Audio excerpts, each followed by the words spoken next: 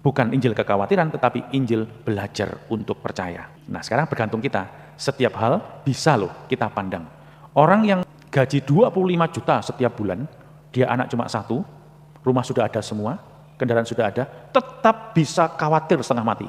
Tetapi orang yang punya anak dua dengan berempat satu keluarga, dan dia belum punya rumah tetap, dia bisa bahagia dan gembira setiap hari. Bergantung kepada keputusan kita, mau milih gembira atau milih khawatir. Untuk bisa memutuskan, orang perlu menyadari hal-hal itu dulu. Dengan kesadaran itu, kita bisa siap untuk mengalami dan menjalani hari itu. Meskipun mungkin kekhawatiran dan kegelisahan yang akan kita alami hari ini lebih besar daripada yang kita perhitungkan. Tetapi kita menjadi bisa menguasai, bisa mengendalikan hal itu. Maka Injil ini menjadi Injil di mana kita belajar, percaya, dan menyerahkan hasil usaha baik kita kepada Tuhan. Dah, sekarang milih. Kita mau bagaimana hari ini? Apakah siap berjalan bersama dengan Yesus yang terus mewartakan sabda Tuhan, meskipun dia sedang berada di salib? Ataukah kita demikian khawatir akan hari esok hidup kita, akan apa yang kita jalani, meskipun kita tahu hari-hari kemarin Tuhan merawat dan melindungi kita setiap hari?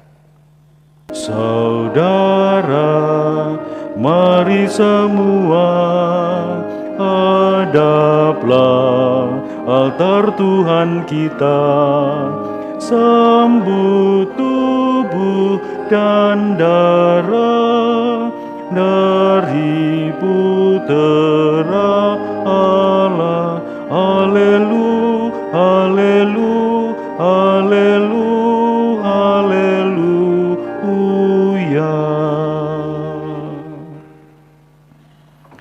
Dalam nama Bapa dan Putra dan Roh Kudus. Amin. Rahmat Tuhan kita Yesus Kristus, cinta kasih Allah, dan persekutuan Roh Kudus bersamamu dan bersama rohmu. Para saudara terkasih, apapun yang kita geluti setiap hari, itu memberi kita pengalaman demi pengalaman. Pengalaman-pengalaman itu terus tersimpan dalam hati kita. Kalau kita tidak mengolah pengalaman itu, maka pengalaman-pengalaman itu menjadi harta yang tidak teratur dalam hidup kita. Ketidakteraturan yang kita miliki mempengaruhi tindakan dan hidup kita setiap hari. Jadi mari di awal Ekaristi ini kita kembali hening sejenak, kita lihat kembali apakah Tuhan juga menjadi salah satu harta kita atau bahkan menjadi harta yang utama dalam hidup kita setiap hari.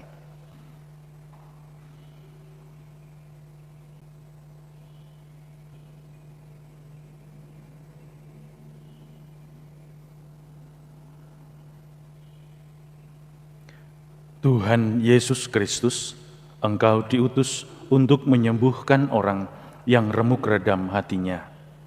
Tuhan, kasihanilah kami. Tuhan, kasihanilah kami.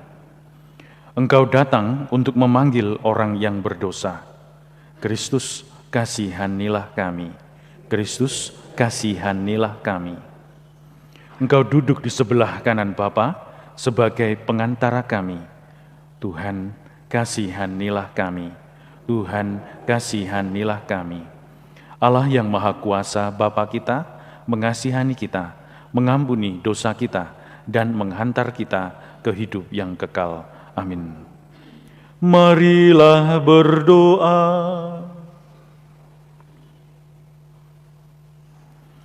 Allah Bapa kami di surga, bila kami Kau bimbing dengan sabdamu, maka kami takkan merasa khawatir. Kami mohon semoga kami masih Kau perkenankan hidup dan jangan sampai kami ditinggalkan oleh kasih setiamu. Demi Yesus Kristus Putramu, Tuhan dan pengantara kami, yang hidup dan bertahta bersama Dikau dalam persekutuan dengan Roh Kudus, Allah sepanjang segala masa. Amin. Bacaan dari kitab kedua Tawarik. Sesudah Imam Yoyada meninggal dunia, para pemimpin Yehuda datang menyembah raja. Sejak itu raja mendengarkan mereka. Mereka meninggalkan rumah Tuhan Allah nenek moyang mereka, lalu beribadah kepada tiang-tiang berhala dan patung-patung berhala. Oleh karena kesalahan itu, Yehuda dan Yerusalem tertimpa murka. Namun Tuhan mengutus nabi-nabi kepada mereka, supaya mereka berbalik kepadanya. Nabi-nabi itu sungguh-sungguh memperingatkan mereka, tetapi mereka tidak mau mendengarkannya. Lalu Roh Allah menguasai Sakaria putra Imam Yoyada. Ia tampil di depan rakyat dan berkata kepada mereka, "Beginilah sabda Tuhan, mengapa kalian melanggar perintah-perintah Tuhan, sehingga kalian tidak beruntung? Oleh karena kalian meninggalkan Tuhan, maka Ia pun meninggalkan kalian." Tetapi mereka mengadakan persepakatan terhadap Sakaria, dan atas perintah raja mereka melempari dia dengan batu di pelataran rumah Tuhan. Raja Yoas tidak ingat akan kesetiaan yang ditunjukkan Yoyada, ayah Sakaria itu. Ia membunuh putra Yoyada itu, dan pada saat kematiannya Sakaria berseru, "Semoga Tuhan melihatnya dan menuntut balas." Pada pergantian tahun, tentara Aram maju menyerang Yoas dan masuk ke Yehuda dan Yerusalem. Dari bangsa itu semua pemimpin habis dibunuh, dan segala jarahan dikirimkan mereka kepada raja negeri Damsyik.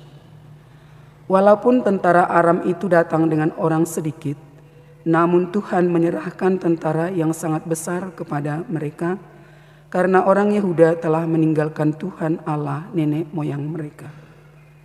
Demikianlah orang Aram melakukan penghukuman kepada Yoas.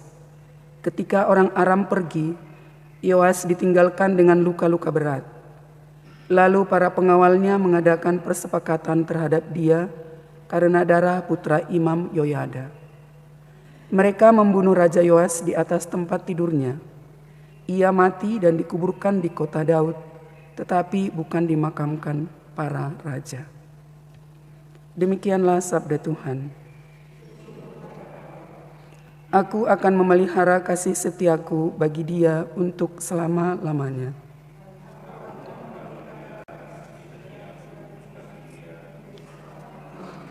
Engkau berkata, telah kuikat perjanjian dengan orang pilihanku. Aku telah bersumpah kepada Daud hambaku. Aku hendak menegakkan anak cucumu untuk selama-lamanya dan membangun tahtamu turun-temurun. Aku akan memelihara kasih setiaku bagi dia untuk selama-lamanya. Untuk selama-lamanya aku akan memelihara kasih setiaku bagi dia, dan perjanjianku dengannya akan kupegang teguh. Aku akan menjamin kelestarian anak cucunya sepanjang masa, dan tahtanya seumur langit. Aku akan memelihara kasih setiaku bagi dia untuk selama-lamanya. Jika anak-anaknya meninggalkan Tauratku dan mereka tidak hidup menurut hukumku, jika ketetapanku mereka langgar dan perintah-perintahku tidak mereka patuhi,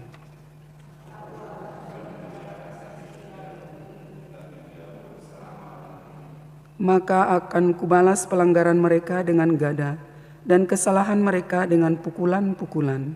Tetapi kasih setiaku tidak akan kujauhkan daripadanya, dan aku tidak akan berlaku curang dalam hal kesetiaan.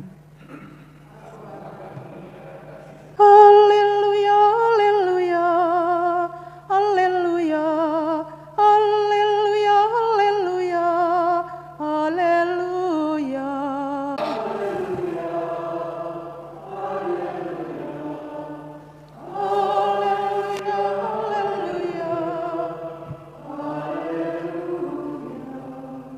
Yesus Kristus telah menjadi miskin sekalipun ia kaya, agar berkat kemiskinannya kalian menjadi kaya.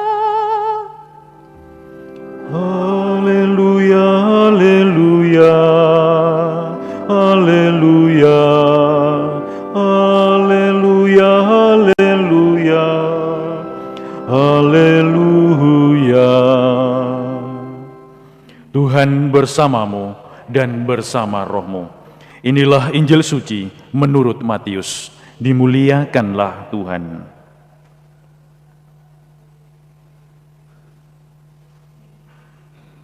Dalam khotbah di bukit, berkatalah Yesus, "Tak seorang pun dapat mengabdi kepada dua tuan, karena jika demikian, ia akan membenci yang seorang dan mengasihi yang lain, atau ia akan setia kepada yang seorang dan tidak mengindahkan yang lain.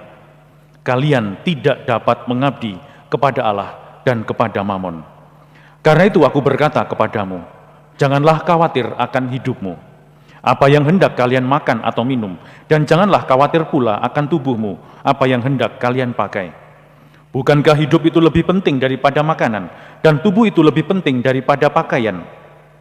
Pandanglah burung-burung di langit, yang tidak menabur dan tidak menuai, dan tidak mengumpulkan bekal dalam lumbung. Toh diberi makan oleh Bapamu yang di surga. Bukankah kalian jauh lebih baik daripada burung-burung itu? Siapakah di antara kalian yang karena kekhawatirannya dapat menambah sehasta saja pada jalan hidupnya? Dan mengapakah kalian khawatir akan pakaian? Perhatikanlah bunga bakung di ladang yang tumbuh tanpa bekerja dan tanpa memintal. Namun aku berkata kepadamu, Salomo dalam segala kemegahannya pun tidak berpakaian seindah salah satu dari bunga itu. Jadi, jika demikian Allah mendandani rumput di ladang yang hari ini ada dan esok dibuang ke dalam api, tidakkah Ia akan lebih lagi mendandani kalian, hai orang-orang yang kurang percaya? Maka janganlah khawatir dan berkata, apa yang akan kami makan? Apakah yang akan kami minum? Apakah yang akan kami pakai? Semua itu dicari bangsa-bangsa yang tidak mengenal Allah. Akan tetapi, Bapamu yang di surga tahu bahwa kalian memerlukan semuanya itu. Maka carilah dahulu kerajaan Allah dan kebenarannya, maka semuanya itu akan ditambahkan kepadamu. Sebab itu, janganlah kalian khawatir akan hari esok, karena hari esok mempunyai kesusahannya sendiri. Kesusahan sehari cukuplah untuk sehari.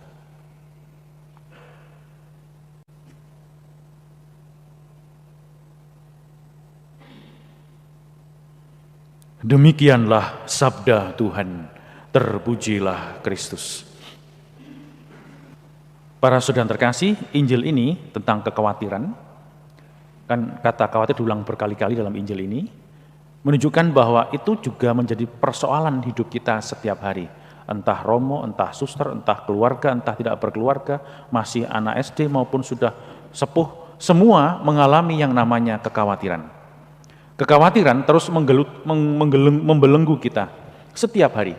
Mau jenengan itu sudah punya nyamanlah hidupnya atau tidak, mau gaji 1 juta sebulan, 500.000 sebulan, atau 10 juta, atau 20 juta sebulan, tetap kekhawatiran itu ada. Maka kalau kemarin kita dengar, di mana hartamu berada, hatimu berada. Maka pertanyaan besarnya adalah satu, harta kita itu apa? Kalau untuk menjawab pertanyaan itu, kita perlu PK pada apa yang membuat kita khawatir, apa yang membuat kita gelisah setiap hari. Bangun tidur, yang muncul spontan itu apa? Yang khawatir, apa yang kita khawatirkan? Nah, itu perlu kita sadari sebagai ini mungkin yang menjadi fokus hidupku. Sehingga kita bisa mengikuti alur cerita dari Injil ini. Ini selalu menjadi satu pertentangan. Iya Romo, kalau nggak punya anak saya nggak khawatir Romo. Kalau saya punya anak, 3 lagi kecil-kecil, ya khawatir Romo. Nah, itu selalu gitu. Romo enak mah gak duwe bojo, gak duwe anak, enak. Romo ini ngomong gitu enak. Iya, ya maka itu. Kekhawatirannya berbeda. Maka kerap kali kita perlu mengoreksi apa yang kita sadari, apa yang kita evaluasi, apa yang kita lakukan setiap hari. Apapun tugas-tugas kita, semua sama. Benang merahnya adalah apakah kita berani menempatkan Tuhan sebagai harta yang utama dan paling utama. Kalau kita belajar begitu, maka kita belajar menerima kekhawatiran, kegelisahan, ketakutan itu sebagai bagian hidup kita, bukan sebagai hal yang tidak seharusnya kita alami. Kalau itu hal yang seharusnya memang bagian dari pengalaman kita hari ini, maka hari ini pun kita akan siap menerima kekhawatiran, mengalami ketakutan dan kegelisahan itu. Kalau orang siap mengalami hal-hal yang mau dijalani hari itu, maka kekuatannya untuk mempengaruhi kita berkurang. Kenapa? Kita yang mengendalikan semuanya itu. Nah, kalau udah begitu, maka Injil ini menjadi Injil, bukan Injil kekhawatiran, tetapi Injil belajar untuk percaya. Nah, sekarang bergantung kita, setiap hal bisa loh kita pandang. Orang yang gaji 25 juta setiap bulan, dia anak cuma satu, rumah sudah ada semua, kendaraan sudah ada, tetap bisa khawatir setengah mati. Tetapi orang yang punya anak dua dengan berempat satu keluarga, dan dia belum punya rumah tetap, dia bisa bahagia dan gembira setiap hari. Bergantung kepada keputusan kita, mau milih gembira atau milih khawatir. Untuk bisa memutuskan, orang perlu menyadari hal-hal itu dulu. Dengan kesadaran itu, kita bisa siap untuk mengalami dan menjalani hari itu. Meskipun mungkin kekhawatiran dan kegelisahan yang akan kita alami hari ini lebih besar daripada yang kita perhitungkan. Tetapi kita menjadi bisa menguasai, bisa mengendalikan hal itu. Maka Injil ini menjadi Injil di mana kita belajar percaya dan menyerahkan hasil usaha baik kita kepada Tuhan. Nah, sekarang milih kita mau bagaimana hari ini. Apakah siap berjalan bersama dengan Yesus yang terus mewartakan sabda Tuhan meskipun dia sedang berada di salib? Ataukah kita demikian khawatir akan hari esok hidup kita, akan apa yang kita jalani, meskipun kita tahu hari-hari kemarin Tuhan merawat dan melindungi kita setiap hari. Marilah mewartakan misteri iman kita. Setiap kali kami makan roti ini dan minum dari piala ini, wafat-Mu Tuhan kami wartakan hingga Engkau datang. Marilah berdoa.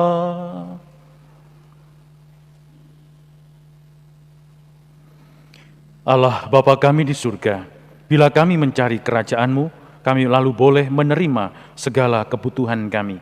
Kami mohon, semoga kami dapat menemukan kedamaian serta kerukunan dalam diri Yesus Kristus Putra-Mu, Tuhan dan pengantara kami, kini dan sepanjang segala masa. Amin. Tuhan bersamamu dan bersama rohmu. Saudara sekalian, hidup kita hari ini, anggota keluarga kita, dimanapun mereka berada, senantiasa dibimbing, dilindungi, dan diberkati oleh Allah yang Maha Kuasa, Bapa dan Putra dan Roh Kudus. Amin. Para saudara yang terkasih, dengan demikian Ekaristi Kudus kita telah selesai. Syukur kepada Allah.